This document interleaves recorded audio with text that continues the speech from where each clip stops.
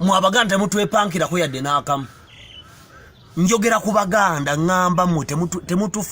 temutufuula basiru enensi yammwe mwekka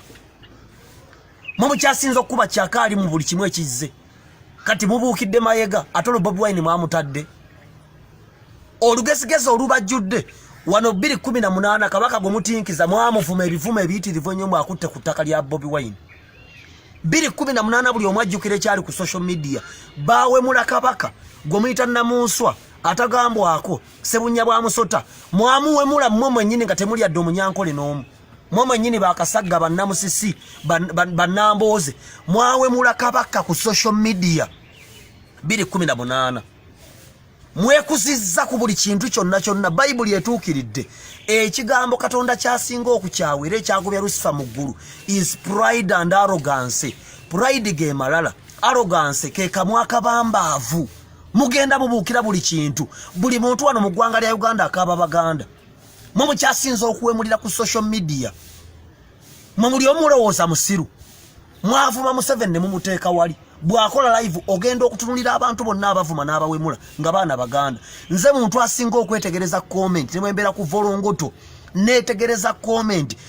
ne bwe ziba lunaana I sit down kubanga mulimo gwange okuzuula bani bendiringa nabo ogenda okukola video ne bwe bayamagezi ne bwe bayabusiru bwokola video nefuna comment 10 ojja kebera comment 9 nga abakuvuma bonna baganda banno Kiseka Bukenya Lumbuye na Bukenya beba kuvuma ebivume bitavuitika mukamwa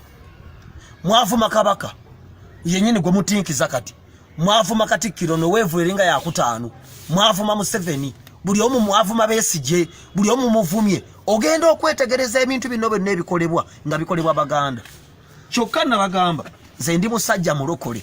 sigamba nti ndi mutuukirivu naye nasigalawo gamba abavubuka kubanga buli omu mwabatya nze sibatya nze ekivumo ky'omuva tekina kye kinkola naye Bayibuli eno etugamba bulungi mu Ezekiel 28 yonna gisome ogenda osome ne 16:18 Proverbs ejja kulaga lwaki Lucifer bamusuula ku njegere wansi kino nkyogera nga sikitya abaganda mugenda kusiriwala musiriwadde mugwagwa wadde mugenda kwavuwala mulese a legacy of fools kubanga buli omu abasunga wano mwagambanga mwabanyalwanda bakomba eminyira abanyankole tebalina makulu buli omu mujerega mwefudde abakabi ku bwavu kwe mutudde temulina mwanyi temulina matooke temusomye temwagala kukola olugezigezi lwe mukulunga temulina kye musobola kukola mwabali ku social media abawemula mulimo ki gwosobola okukolooza gavumenti yabuza emirimu mulimo ki gwosobola okukola mwagamba kabaka aveyo tumulabe joli musiba naye ku street nakulabe nti bane kabaka tutuludde omulaba ku street mu Marwa Mayega jeyo kabaka waffe oba mufu oba mulamu twagala kumulaba bamulese ate ndegera bwafaanana oyo si ebene ekyo mwalese kisajja sajja ne mutandika okuvuma omusajja nenze mbabuulira Bayibuli ekyogera lwatu bwogikebera okuva ku Genesis paka Revelations terina weewa muntu bukusa kuvuma mukulembeze Bayibuli egamba tusegulirenga abakadde Katikkiro Charles Peter Mayega agenda myaka 6 mu buvubuka omuvuma buli myaka 22 mulwaki akola ebyekisiru gwatuuka ddi okumanya nti akola ebyekisiru kitaawe yakola ki mu nsi mulekerawo okutambulira mbulamu obw'okubambira buli kimu abantu abali ebweru w'eggwanga abakola obupeegi bonna beetegereza baganda abali wano abakola ebiri fane basegirira bonna abakola kyakaali mu kibuga bannabyabufuzi abatalina pulaani bonna babuloga abatalina pulaani baganda mwetemwe abatukunamira baganda baserebu abatukunamira baganda kino nkibagamba this is not a prophecy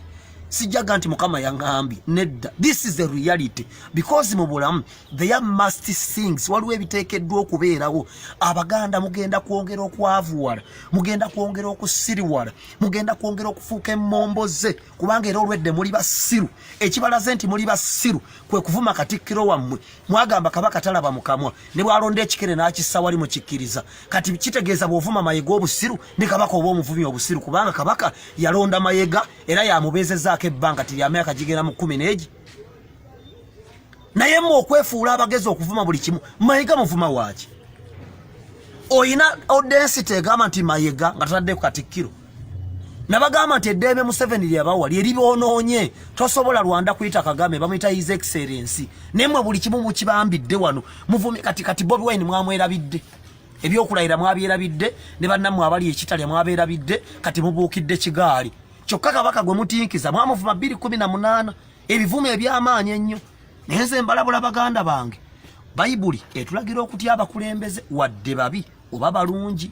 nange nyinza okuba n'okwemulugunya ate Kabaka asobola okubeera nga alwadde nange nyinza okuba n'okwemulugunya nere kimpa lwatu kugamba nti gwe Kamayega kubanga kitaawo bompima ne Mayega ayinza n'obutamukiriza kuyingira mu geeti yeewuwe naye okumanyiira n'obutatyanga kyokka biri mu baganda mutalina kye musobola kukola mwe bannaku mwe mulina emmandwa mulina emisango mulina bamweya n'abajjudde twali olabeko gurupu ya Kayihura ng'evuma Museveni ku social media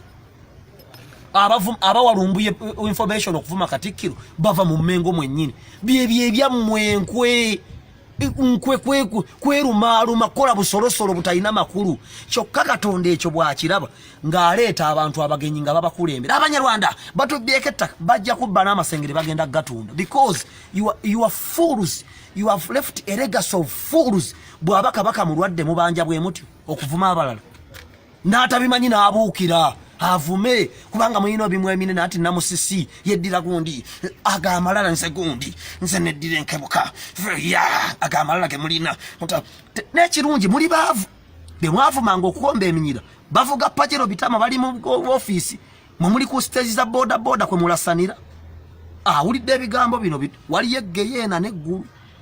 Katonda kyeyogera kyonna si kya busiru tewali lukusa Museveni bw'abakubye olwi tewali lukusa lukuwowe wakumukuba luyo bakumuddiza kivumo otherwise obulamu bwo bujja kusalibwako buli avumye Mayega ekivumo genda weenenyeze Katonda kuba Mayega ne bwabeera mu kyamu tewali audience joyimiramu kumuvuma Mukama bawo omukisa